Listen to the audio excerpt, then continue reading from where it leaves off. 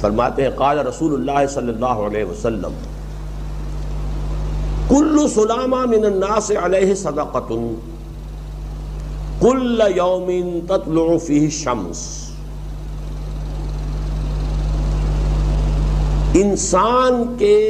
انسانوں کے ہر جوڑ پر ایک صدقہ واجب ہے. ہر روز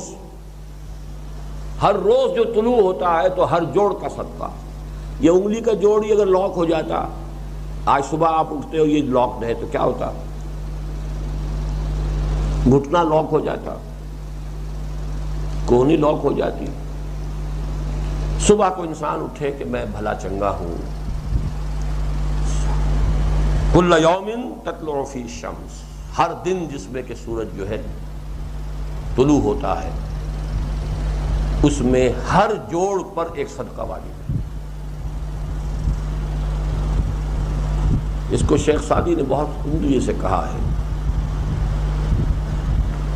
ہر سانس جب انسان کے اندر جاتا ہے موجب تقویت ہوتا ہے. آکسیجن گئی، قوت ملی، اسی کو برن کریں گے انرجی ملے گی. سانس باہر نکلتا ہے، یہ صفائی کا ذریعہ بنتا ہے. کاربن ڈائی آکسائڈ اور بہت سی چیزیں نکل گئی.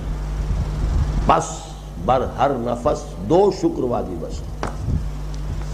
ہر سانس پر 2 مرتبہ شکر کرنا چاہیے. ہر سانس اندر گیا موجب تقویت، باہر بنا موجب تنقیح. لہذا پس بر ہر نفس 2 شکر واجب ہے. تقریباً اسی طرح کا یہ معاملہ ہے. لیکن اب یہ کیسے صدقے ہوں گے؟ اس صدقے ہی کے جیسے کہ پہلے آ چکا ہے اسی کی یہ تعریف میں ہے. تعدل بین اثنین صدقۃ، 2 آدمیوں کے درمیان عدل کراؤ، فیصلہ کرا دو عدل کے ساتھ، یہ بھی صدقہ ہے. تعین الرجل فی دابتہ فتحملہ علیہا اور ترفع لہ علیہا متاعہ صدقۃ. اور تم مدد کرو کسی انسان کی اس کی سواری کے معاملے میں کہ اسے اس پر چڑھنے میں مدد دو، یا یہ کہ اس کی کوئی چیز اس کا سامان نیچے سے اٹھا کے پکڑا دو. اونٹ پر سوار ہو گیا ہے، اب نیچے سے سامان پکڑا رہے ہیں، یہ بھی صدقہ ہے.